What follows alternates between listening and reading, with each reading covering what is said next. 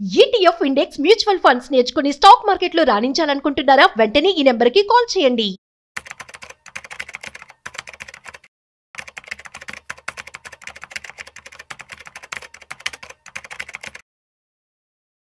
నమస్తే, welcome to Vishnu talks. నేను విష్ణు. ప్రస్తుతం నాతో పాటు ప్రముఖ స్టాక్ మార్కెట్ అనలిస్ట్ సుందరరామరెడ్డి గారు ఉన్నారు. సార్తో మాట్లాడదాం. సార్ నమస్తే. సార్ నమస్తే అండి. Welcome to Vishnu talks and welcome to market weekend outlook. Right. ఒకసారి 26th సెప్టెంబర్ ఫ్రైడే నాడు మార్కెట్లు ఎక్కడ క్లోజ్ అయినాయో డీటెయిల్గా చూద్దాం సార్. సెన్సెక్స్ విషయానికి వస్తే 733 పాయింట్ల నష్టంతో 80,426 పాయింట్ల వద్ద క్లోజ్ అయింది. నిఫ్టీ విషయానికి వస్తే 236 పాయింట్ల నష్టంతో 24,655 వద్ద క్లోజ్ అయింది. ఆల్మోస్ట్ గత 6 సెషన్స్ నుంచి, గత 6 రోజుల నుంచి మార్కెట్లో 15 లక్షల కోట్ల రూపాయల సంపద మార్కెట్ నుంచి వైప్ అవుట్ అయిపోయింది. ఒక్కసారి లాస్ట్ 6 days డేటా చూస్తే, అంటే సెన్సెక్స్ ఎన్ని పాయింట్లు నష్టపోయింది, నిఫ్టీ ఎన్ని పాయింట్లు నష్టపోయింది అన్న ఒకసారి మనం డీటెయిల్గా చూస్తే సార్, అంటే 19th సెప్టెంబర్ శుక్రవారం నుంచి 26th సెప్టెంబర్ శుక్రవారంకి, అంటే 6 రోజుల సెషన్స్కి గాను సెన్సెక్స్ విషయానికి వస్తే 2,587 పాయింట్లు నష్టపోయింది గత 6 రోజుల్లో. నిఫ్టీ విషయానికి వస్తే 770 పాయింట్లు నష్టపోయింది గత 6 రోజుల్లో. సుందరరామరెడ్డి గారు, మీకు గుర్తుందో లేదో, కరెక్ట్గా 365 రోజుల క్రితం, అంటే కరెక్ట్గా ఇప్పుడు మనం మాట్లాడుకుంటున్న ఇదే సెప్టెంబర్ 27th 2024 నాటి నుంచి మార్కెట్లో అతి పెద్ద ఫాల్ అనేది స్టార్ట్ అయింది. అప్పటి వరకు సెన్సెక్స్ 85,000 పైన ఉండే, నిఫ్టీ 26,000 పైన ఉండే. అక్కడి నుంచి మార్కెట్ కంప్లీట్గా దిగి రావడం అనేది చూడడం జరిగింది. అంటే ఇవాళతో మార్కెట్ సంక్షోభానికి 1 year కంప్లీట్ అయింది. ఎందుకు ఇంత పెద్ద ఎత్తున మార్కెట్లు క్రాష్ అవుతున్నాయి? మార్కెట్ని మరీ ఇబ్బంది పెడుతున్న అంశాలు ఏంటి అసలు? ఇంత ముందుతో పోల్చుకుంటే ఇప్పుడు ఎకానమీ అంతా వార్ ఎకానమీ అయిపోతుందండి. ట్రంప్ రోజుకో ట్వీట్ చేస్తే అది ఎఫెక్ట్ అవుతుంది. మొన్నటికి ఐటీ, తర్వాత మళ్ళీ ఐటీ దగ్గర నుంచి తర్వాత H1B వీసాస్, ఇప్పుడు మళ్ళీ లేటెస్ట్ గా ఫార్మా. అంటే బేసికల్ ఈ టారిఫ్ వల్ల అమెరికన్ పబ్లిక్ కి మరి ఎందుకు రెస్పాండ్ అవ్వట్లేదు ఏమో తెలియదు, కానీ ఇన్ఫ్లేషన్ వాళ్ళకి పెరిగే సంగతి తెలిసినా కూడా వాళ్ళు పెద్ద రెస్పాండ్ అవ్వట్లేదు. అదేదో వేరే వాళ్ళకి హెల్ప్ చేస్తున్నట్టు వాళ్ళు టారిఫ్ వార్ బీయింగ్ చేసిన తర్వాత రోజుకో రకంగా అయిపోతుంది. అండ్ ప్రపంచంలో ఏ మూల చూసినా సరే చాలా అన్సర్టనిటీ, అన్సెక్యూరిటీ ఎక్కువ అవుతుంది. ఆ గోల్డ్ ఆ 52% ర్యాలీ అంటేనే ఈక్విటీ మార్కెట్ బాగా వాలటిలిటీ గ్రోత్ ఉన్నట్లు లెక్క అనమాట. సో మొత్తానికి ఇప్పుడున్న ఎకానమీ ఏంటంటే వార్ ఎకానమీ అనమాట. War type economy, tariff economy, uncertainty. World wide గా సెంట్రల్ బ్యాంక్స్ ఒక రేట్ కట్ చేస్తే ఇంకో వైపు నుంచి ఇన్ఫ్లేషన్ పెరుగుతున్నాయి వేరే కంట్రీలో. సో ఒక కంట్రీ ఇంకో కంట్రీ బిజినెస్ అన్ని ఇన్సెక్యూర్ ఫీల్ అవుతున్నాయి. చివరికి అమెరికా వాళ్ళు ఈ దేశంలో కొనొచ్చు, ఆ దేశంలో కొనకూడదు, ఇలా టారిఫ్ ఇలా పెట్టుకుంటూ పోతున్నారు. ఇప్పుడు మనం రష్యాతో కొనొద్దు అంటున్నారు, ఇరాన్ దగ్గర కొంటా అంటే మళ్ళీ దాని దగ్గర కొనొద్దాం, వెనిజులా దగ్గర కొంటే వాళ్ళు కొనొద్దు అంటే వాళ్ళు ఎక్కడ కొనాలి ఎక్కడ వద్దనేది వాళ్ళు డిసైడ్ చేస్తారు అనమాట. అట్లా ప్రతి కంట్రీలో ప్రతి చోట వాళ్ళు ఏలు పెట్ట ఉండటం వల్ల వరల్డ్ వైడ్ గా చాలా ఇన్సెక్యూరిటీ అండ్ అన్సర్టనిటీ వస్తూ ఉందన్నమాట. ఇప్పుడు రీసెంట్ గా మనం చూస్తే మళ్ళీ ఫార్మాలో ఏలు పెట్టారు. సో మార్కెట్ ఎక్కడ రెస్పాండ్ అవ్వద్దు దాని మనకే తెలియనంత ఇదిగా ఉందన్నమాట. యాక్చువల్ జీడిపి గ్రోత్ బాగుంది అండ్ టాక్సేషన్ అన్ని బాగుంది ఇండియాలో, but still market last almost 14 months నుంచి రిటర్న్స్ ఏం రావట్లేదు. లోకల్ మనీ వస్తుంది, ఒక రీజన్ తోటి మార్కెట్ సస్టైన్ అవుతుంది, కానీ ఇలా చాలా కష్టం అనమాట. ఇప్పటికైతే కంటిన్యూస్గా ఆల్మోస్ట్ 7 days నుంచి పడుతూనే ఉందండి. 7 days నుంచి.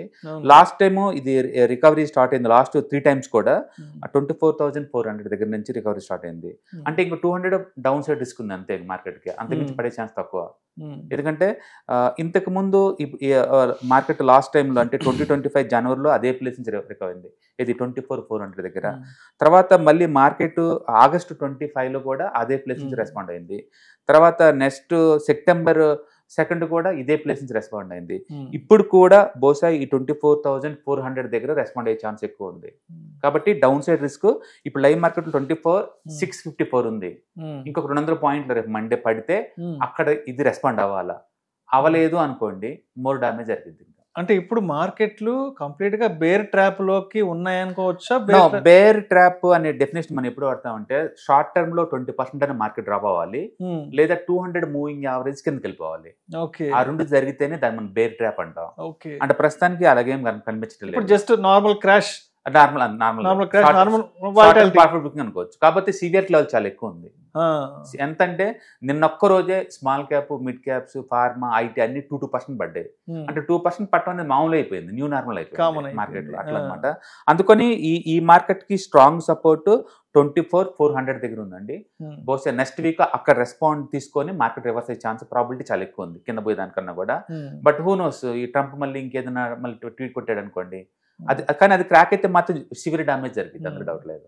అంటే దాని మీద ఏంటంటే ఇది కనుక 24,400 కిందకి వెళ్ళిపోతే మార్కెటింగ్ ఇప్పుడు ఆల్ టైమ్ హై జారదు, it may take next March అవుతుంది. యూజువల్గా ఏంటంటే జనవరి, ఫిబ్రవరిలో మార్కెట్ 80% కన్సాలిడేషన్ లేదు నెగిటివ్ పోద్ది.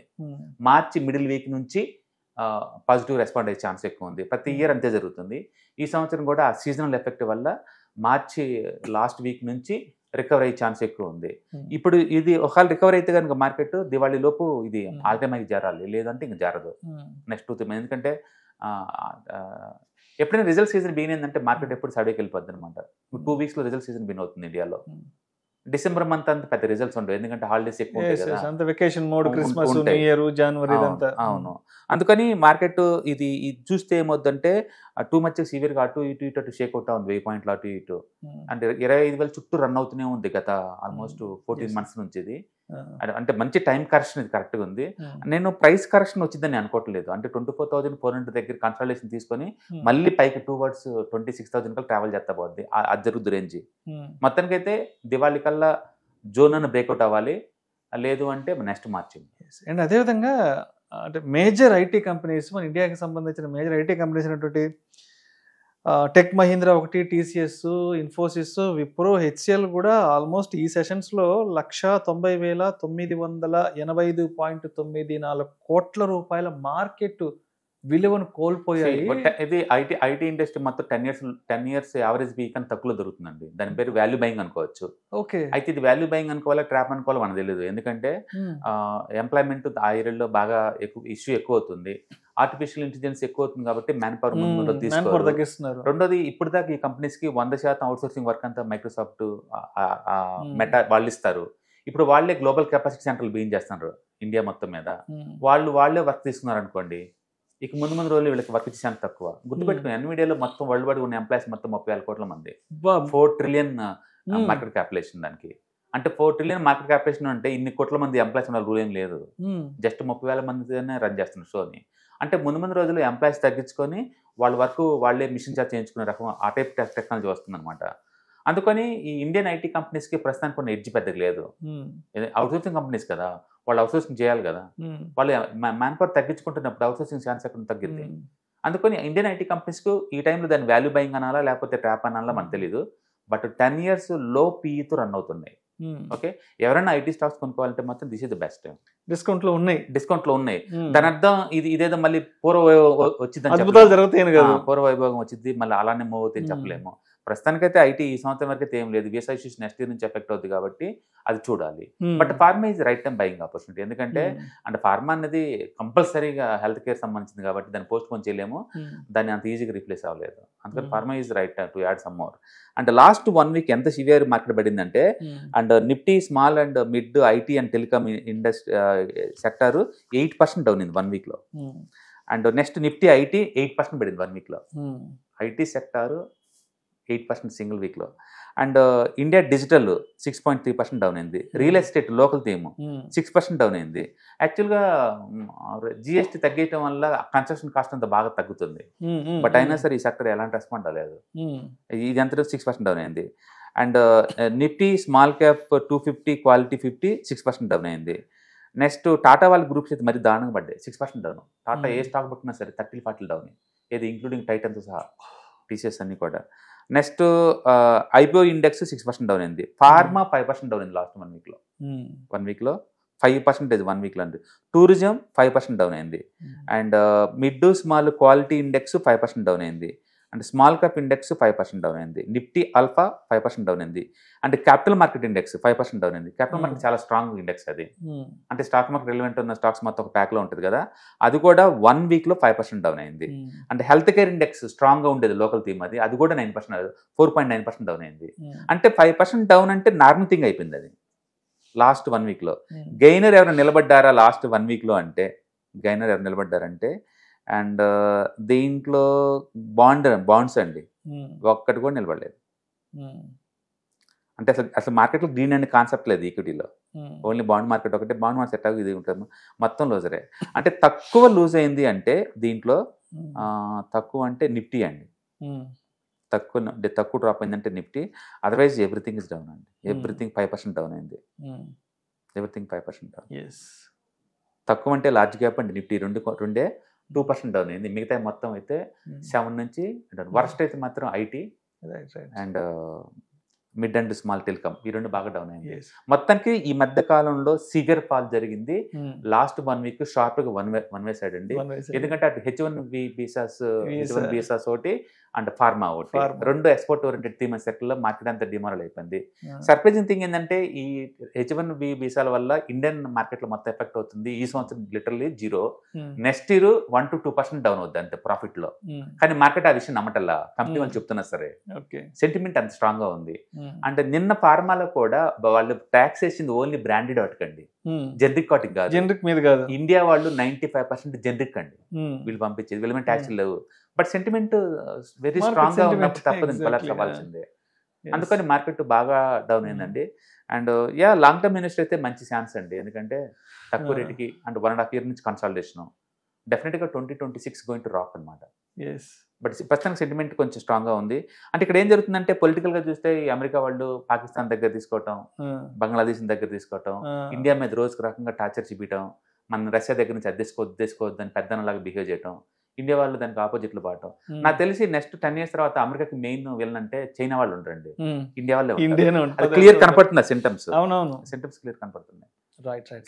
సో మొత్తానికి మరి నిఫ్టీ ఎక్కడ సపోర్ట్ అండ్ రెసిస్టెన్స్ లో తీసుకున్నా? ఇప్పుడు నెక్స్ట్ వీక్ ఖచ్చితంగా 24,400 దగ్గర ఇట్ హౌ టు రెస్పాండ్ అనమాట. అది అవ్వలేదు అంటే, ఆ ప్లేస్ కి నిలబడలేదు అంటే you can expect 1 more 1,000 points down side. అది ఖచ్చితంగా అక్కడ రెస్పాండ్ అవ్వాలి, ఎందుకంటే మల్టిపుల్ టైమ్స్ ఆ ప్లేస్ రెస్పాండ్ అవుతా వస్తుంది. ఈసారి కూడా రెస్పాండ్ అయితే అయింది. ఈ లోపు anti climax plus support area దగ్గర ఉండటం అనేది మంచి విషయం అనమాట. కాబట్టి రెస్పాండ్ అయ్యే ఛాన్స్ ఎక్కువ ఉంది. రైట్.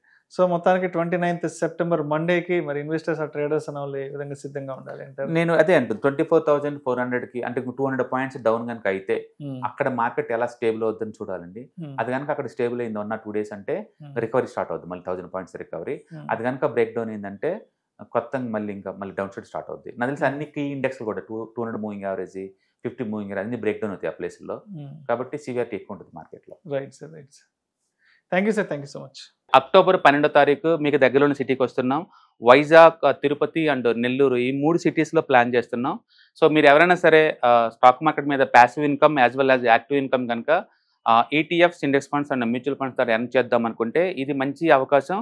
సో మీరు ఎవరైనా సరే మీ దగ్గరలో సిటీస్ వాళ్ళకి అనుకుంటే కనుక కింద స్క్రోల్ అవుతున్న నెంబర్పై పింక్ చేసుకొని మీరు సీటు రిజర్వ్ చేసుకోండి. సో ఇంతకుముందుతో పోల్చుకుంటే ఏంటి, ఇంతకుముందు మనం ఓన్లీ ఆన్లైన్లో తీసుకునే వాళ్ళం, ఇప్పుడు దాంతో పోల్చుకుంటే ఇది క్లాస్ రూమ్ ఎన్విరాన్మెంట్లో అనమాట. సో 1-to-1 ఇంటరాక్షన్ ఉంటుంది కాబట్టి మోర్ ఎఫెక్టివ్గా ఉంటుంది. కాబట్టి ఎవరికైనా ఇంట్రెస్ట్ ఉంటే ఈ 3 అసెట్ క్లాసులు నేర్చుకుందామని కింద స్క్రోల్ అవుతున్న నెంబర్పై పింక్ చేయండి. Thank you. హాయ్. స్టాక్ మార్కెట్లో వాలటిలిటీకి దూరంగా ఉంటున్నారా? పోర్ట్ఫోలియోస్ అన్నీ కూడా రెడ్లో ఉండి బ్లీడ్ అవుతున్నాయా? అంటే స్టాక్ మార్కెట్లో ఉండి సస్టైనబిలిటీ ఉన్న బిజినెస్ మోడల్ లాగా లేదా స్టాక్ మార్కెట్ లాంగ్ టర్మ్లో మంచి వెల్త్ క్రియేట్ చేసుకునేలాగా ప్లానింగ్స్ ఏమైనా ఉన్నాయా? అయితే అలాంటి వాళ్ళ కోసం ఈ ప్రోగ్రామ్ అండి. ETFs, index funds and mutual funds. మా స్టాక్ మార్కెట్లో ఉండి కూడా సెక్యూర్ వేలో మనీ మేక్ చేసుకునే పద్ధతి ఏదైనా ఉందంటే రిటైలర్స్కి ఈ 3 అనమాట. దీంట్లో కాంప్రహెన్సివ్గా మీకు ట్రైనింగ్ అండ్ గైడెన్స్ జరుగుతుంది. అండ్ వీకెండ్స్లో జరిగే ఈ ప్రోగ్రాంలో అటెండ్ అవటం ద్వారా ETFs, index funds and mutual ఫండ్స్లో మీ నాలెడ్జ్ పెంచుకోండి. మీ పోర్ట్ఫోలియో మీరే మెయింటైన్ చేయడం ద్వారా ఇయర్లీ యావరేజ్ మీద 20 to 30% మనీ మేక్ చేసుకోండి. All the best. Thank you.